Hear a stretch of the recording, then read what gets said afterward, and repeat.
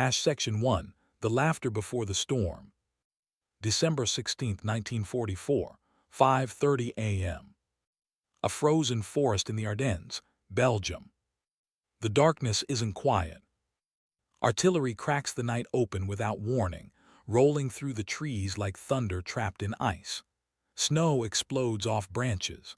The ground shudders. Somewhere between the trunks, American soldiers jerk awake in foxholes, breath turning to white smoke before they can even shout a warning. You can almost feel the cold bite through wool and canvas, fingers numb, boots frozen stiff, rifles slick with frost. This isn't supposed to be happening. For weeks, German officers had laughed at this place. The Ardennes, too dense, too steep, too frozen. A region Allied planners used to rest exhausted divisions, not defend against a major assault. German generals around map tables tapped the forest with gloved fingers and smiled. Armor couldn't pass here, not in winter, not through snow-choked roads and black ice. They were wrong. Before dawn fully breaks, entire American regiments are already being swallowed by the storm of steel. Panzer divisions surge forward under cover of fog, so thick it erases distance. Tiger tanks grind through villages that had gone to sleep thinking the war was far away. This is Hitler's last gamble. And at first it works. By mid-morning, confusion spreads faster than the cold. Telephone lines are cut. Radios crackle with half-finished reports. Officers argue over maps that no longer make sense. Units meant to be resting are suddenly under full assault. At Bastogne, a road junction so unremarkable it barely earns a name, paratroopers of the 101st Airborne dig in with whatever they can find. Ammunition runs low almost immediately. Medical supplies vanish faster than the wounded arrive. Snow keeps falling. German commanders, watching the early reports, allow themselves something rare. Confidence. This is what they planned: surprise, speed, disbelief. American armor, they believe, will never respond in time. The roads are too narrow, the weather too brutal, fuel too scarce. Even if tanks move, they'll freeze, break down, get stuck. And even if one American general wants to respond, he can't. Not fast enough. Lieutenant General George S. Patton, Jr., is 150 miles south, deep in France, fighting a completely different war. His Third Army is facing east, toward Germany, toward a front Patton has spent months hammering with relentless momentum. His headquarters hums with routine violence, orders issued, maps updated, engines maintained. When the first fragmented reports reach him, they sound like rumors. A German breakthrough. Snowbound units surrounded. Bastogne in danger. Patton doesn't laugh. He stops and listens. You can almost see it in the way witnesses later describe him. The pause, the narrowing of the eyes, the way his mind moves faster than the room. Others talk about reinforcements, about holding actions, about waiting for weather. Patton does something else. He asks a single question. How soon can we attack north? The room goes quiet. North? That would mean turning an entire army, **3 corps, hundreds of tanks, thousands of trucks, **, 90 degrees in the middle of winter, through ice, through forests, on roads barely wide enough for 2 vehicles to pass. No army has ever done that. Not this fast. Not in these conditions. Patton doesn't ask if it's possible. He asks how long it will take. German officers, meanwhile, continue to underestimate what they cannot imagine. In forward headquarters, staff officers sip hot coffee and trace arrows across maps. The Americans are disorganized, shocked, their command structure fractured. Even if relief is attempted, it will come too late. Bastogne will fall. The roads will open. The offensive will roll on toward Antwerp. They joke about frozen Shermans abandoned in ditches. They joke about American dependence on supply lines that can't exist in this weather. They joke because laughter is easier than caution, and because they believe winter is on their side. On December 17th, Patton gathers his commanders. There is no grand speech, no theatrical flourish. Just orders. Third Army will disengage from the east. Immediately, units will reorient north. Engineers will clear roads that don't officially exist. Fuel will be rerouted. Ammunition convoys push through snowstorms. Tanks will move at night if they have to. Some officers stare at him. One finally says what everyone is thinking. "General, this will take at least 3 days." Patton nods, then corrects him. 2. The room understands something then. This is not a suggestion. This is a race. As German armor tightens its grip around Bastogne, American tank crews begin climbing into machines that feel like iceboxes. Engines cough. Metal screams in protest. Tracks bite into frozen mud and slip. And yet they move. Sherman tanks lurch forward, whitewashed with snow, headlights dark, guided by soldiers who no longer feel their feet. Bridges creak. Roads vanish under drifts. Vehicles break down and are shoved aside without stopping. There is no elegance in this movement. Only urgency. Only will. German intelligence, watching the weather maps, remains calm. No major armored counterattack is detected. They don't see the columns moving. They don't hear the engines starting in the dark. They don't realize that the forest they mocked is about to betray them. Because somewhere north, through snow and silence, American tanks are already coming. And Bastogne is still holding. Section 2, 90 degrees into hell. December 18, 1944, just before dawn. Somewhere along a frozen road outside Neufchâteau. The engine noise never stops. You hear it before you see anything. A low, continuous growl rolling through the trees, vibrating through ground that hasn't fully thawed since October. Exhaust smoke hangs heavy in the air, mixing with fog and the sharp bite of burned fuel. Headlights are taped down to slits, barely enough to follow the ghostly tracks left by the vehicle ahead. This is Third Army on the move. And it shouldn't be. Sherman tanks were never meant for this. They're steel contracts in the cold. Oil thickens. Batteries die without warning. Every mile risks mechanical failure. Every stop risks frostbite. Crews sleep sitting up if they sleep at all, wrapped in anything they can find. Yet the column stretches on.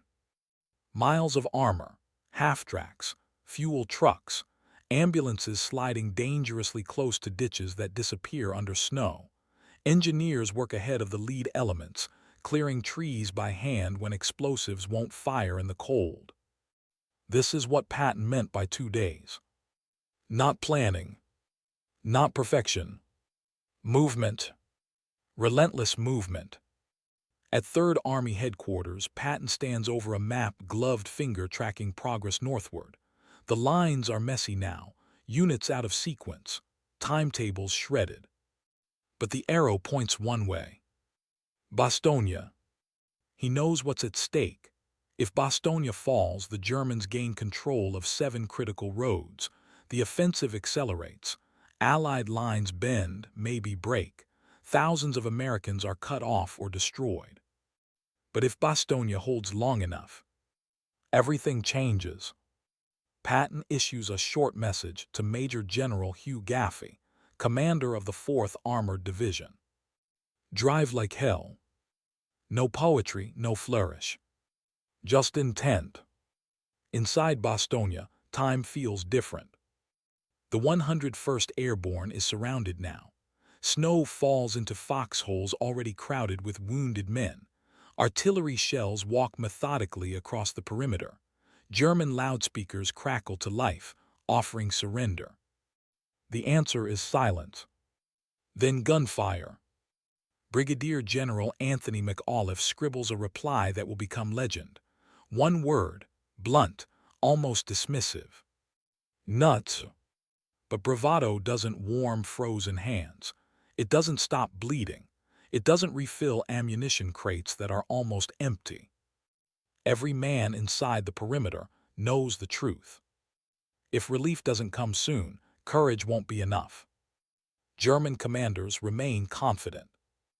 Reports indicate American movement, yes, but scattered, disorganized. No sign of a concentrated armored thrust.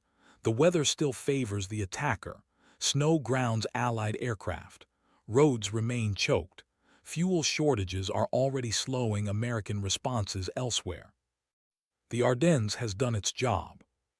Or so they think. What German intelligence fails to grasp is scale. They expect hesitation. What they get is commitment. On December 19th, the leading elements of the 4th Armored Division slam into German screening forces near the village of Martelange. Sherman tanks crest ridgelines that should have been impassable, guns barking at muzzle flashes barely visible through fog and snow. German infantry stare in disbelief. American armor. Here, some are convinced it's a probing force, a bluff. Surely this can't be the main effort. The Ardennes isn't supposed to allow this kind of movement, not this fast, not this heavy. Yet more tanks appear. Then more. Radio reports climb the German chain of command, each more urgent than the last. Enemy armor advancing north, aggressively, in strength. Officers begin to frown. This wasn't the plan. The fighting is brutal and intimate. Sherman crews fire at shapes more than targets. German anti-tank guns lie buried under snow until they erupt at point-blank range. Entire platoons vanish in seconds. Tanks burn, illuminating white forests in orange light that feels almost obscene against the cold. But the Americans keep pushing. Patton has ordered no pauses. Bypassed enemy strongpoints are left to following infantry. Speed matters more than cleanliness. Every mile gained is a mile closer to Bastogne, and a mile stolen from German momentum. Tank commanders don't know the bigger picture. They don't need to. They know the direction. North. By December 20th, German headquarters finally feels it. This isn't a token counterattack. This is an army. Maps are redrawn in a hurry. Panzer divisions meant to exploit breakthroughs are suddenly ordered to turn and face an unexpected threat. Fuel allocations are revised. Timetables begin slipping. The laughter is gone now, replaced by calculation. And something colder. Concern. Patton, meanwhile, receives weather reports predicting a break in the clouds. He smiles. Because when the skies clear, Allied air power will return, and German columns, already stretched and vulnerable, will bleed under fighter-bomber attacks. The Ardennes offensive depends on speed and surprise. Patton is stealing both. On December 21st, the 4th Armored Division reaches the outskirts of Bastogne, still miles away, but close enough to hear the distant thunder of artillery pounding the perimeter. Close enough to know men are waiting. German resistance stiffens. They know what this means now. If the Americans break through here, the encirclement fails. The psychological victory Hitler needs evaporates. Orders come down. Hold at all costs. The snow deepens. Visibility drops to yards. Tank crews fire until barrels glow, then keep firing. Somewhere ahead, beyond the smoke and trees, Bastogne still holds. Barely. And Patton's gamble is about to meet its moment of truth. Because breaking through is one thing. Breaking through in time is something else entirely. Section 3, Bastogne is running out of time. December 22nd, 1944, morning. Inside the Bastogne perimeter. The cold has become a constant enemy. Not a sensation anymore, a condition. Men move stiffly, faces swollen, eyes sunken. Bandages freeze solid. Morphine syrettes snap if handled too roughly. The wounded lie on doors pulled from nearby houses, breath fogging the air inside makeshift aid stations that smell of blood, smoke, and damp wool. Artillery never stops. Shells fall with a dull, heavy thud, churning snow into gray slush. Trees splinter. Foxholes collapse. Every explosion shakes loose another layer of frost that settles silently on helmets and shoulders. You can almost feel the waiting. Waiting for orders. Waiting for food. Waiting for the sound of engines. Waiting for something to change. German envoys approach under white flags. They carry a typed message, formal and confident, demanding surrender. It lists the hopelessness of the situation, the overwhelming firepower, the inevitability of destruction. McAuliffe reads it once. Then again. He looks up, annoyed more than afraid. Nuts, he says. The word travels fast. It spreads through frozen lines and shattered buildings, passed from man to man like contraband warmth. A joke, maybe, or defiance distilled into a single syllable. But beneath the laughter, reality presses in. Ammunition is dangerously low. Artillery shells are rationed. Rations themselves are nearly gone. The perimeter is thin enough that men can hear German voices at night. Bastogne cannot endure much longer. Outside the encirclement, the fight turns savage. The 4th Armored Division pushes toward the village of Assenois, one of the final gateways to Bastogne. German units, now fully aware of what Patton is attempting, throw everything they have into blocking the advance. Panzer IVs dig in hull-down positions. Anti-tank guns are camouflaged under snow. Infantry armed with Panzerfausts wait in tree lines, counting seconds between engine noises. Sherman tanks roll forward anyway. They hit minefields. They take fire from directions no one can quite identify. One tank erupts in flame, then another. Crews bail out only to be cut down by machine gun fire. Still the column moves. Replacement tanks slide into the gaps left by burning wrecks, their tracks grinding over blackened snow and twisted metal. Patton's order echoes through every level of command. No stopping. German officers begin to sense something slipping beyond their control. The Ardennes offensive was built on momentum, on the belief that Allied response would be slow, fragmented, cautious, that American commanders would need time to think. Patton has removed time from the equation. Now German units are reacting instead of advancing. Fuel meant for a drive west is being burned just to hold ground. Panzer divisions are fighting in defensive postures they were never meant to occupy during this operation. Every hour Bastogne holds is an hour the offensive bleeds.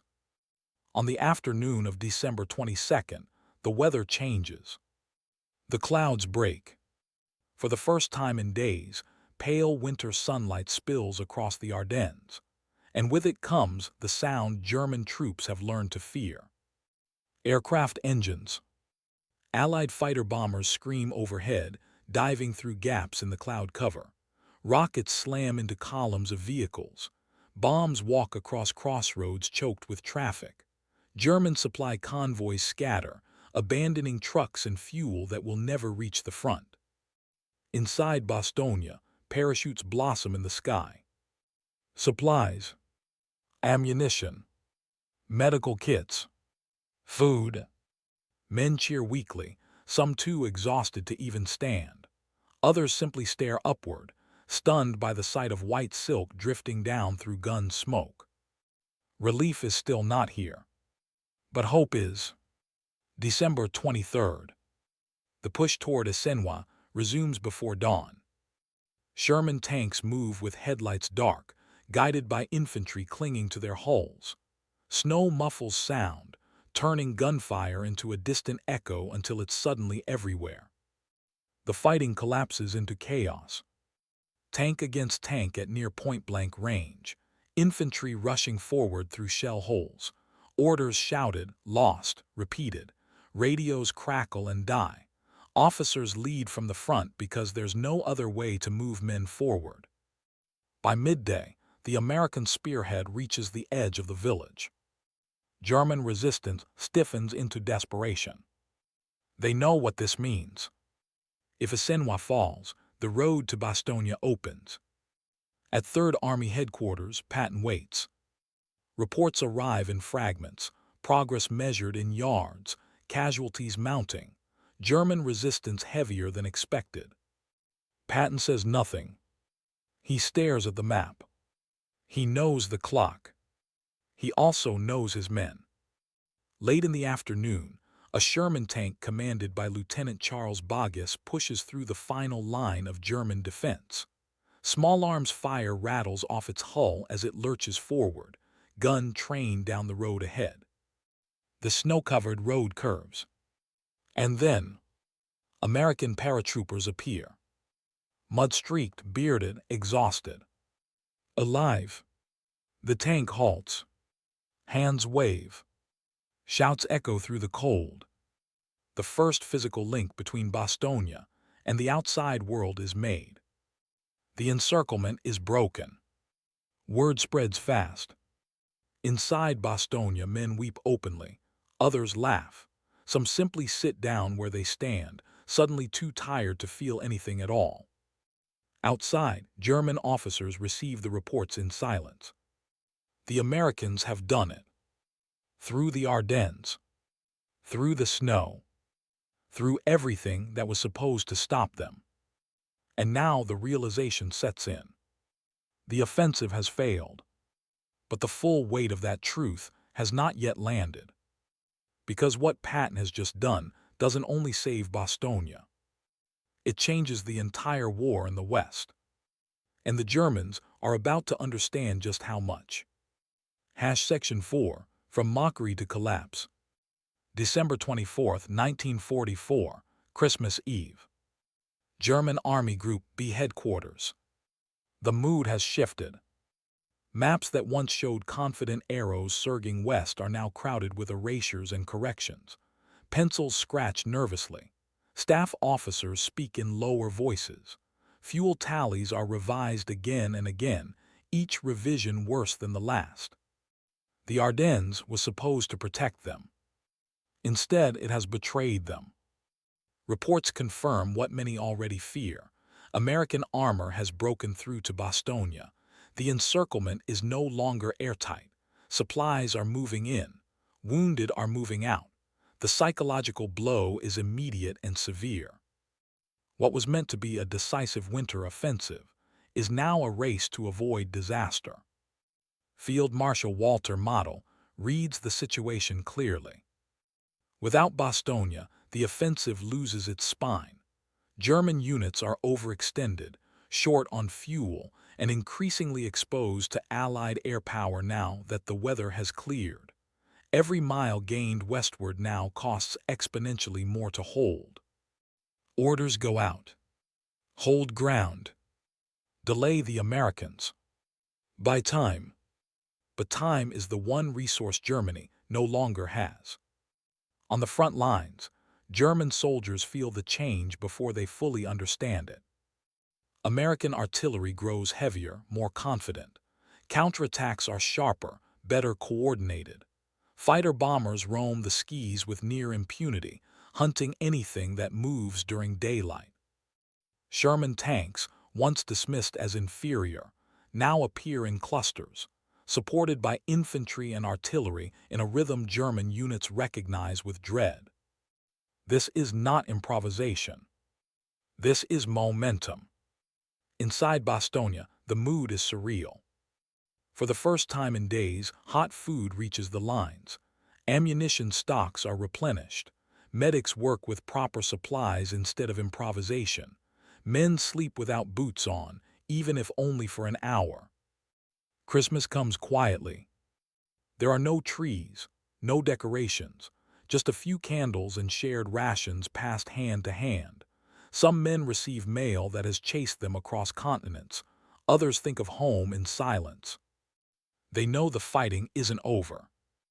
but they also know they survived the worst of it. Patton wastes no time. Breaking the encirclement was only the first step. Now Third Army drives to widen the corridor, pushing German forces back from Bastogne and threatening to roll up the southern shoulder of the offensive entirely. The same roads that were supposed to be impassable now carry a steady flow of American armor and supply trucks. Engineers improve them. Infantry secures the flanks. Artillery sets up with precision that grows sharper by the day. The Ardennes has become a highway. German attempts to counterattack falter. Fuel shortages strand tanks before they reach the front. Luftwaffe sorties are sporadic and costly. Units meant to attack are diverted to defensive roles they were never equipped to handle. Morale erodes. Soldiers begin to understand what their commanders had once laughed away. The Americans didn't just move through the Ardennes. They mastered it. By December 26th, Patton visits the forward areas. He stands near the road into Bastogne, watching tanks and trucks roll past, faces of soldiers streaked with oil and exhaustion. He says little. He doesn't need to. The message is clear. The gamble worked. Not because of luck. Because of preparation, aggression, and an absolute refusal to accept what the enemy believed was impossible. German commanders now speak openly of withdrawal. What began as a bold strike to split the Allied front has turned into a grinding struggle to avoid encirclement themselves. The offensive bleeds men, and machines it cannot replace. The laughter that once accompanied maps of the Ardennes is gone, replaced by the quiet understanding that something fundamental has changed. The Battle of the Bulge will drag on into January, brutal and costly on both sides. But the outcome is no longer in doubt. The initiative has shifted, and it will never return. Because in the frozen forests of the Ardennes, an assumption died. That winter could stop an army. That snow could protect arrogance. That mockery could substitute for preparation. And somewhere in the churned snow and broken trees, the Germans learned the final, bitter lesson. The enemy they underestimated was already moving, while they were laughing. End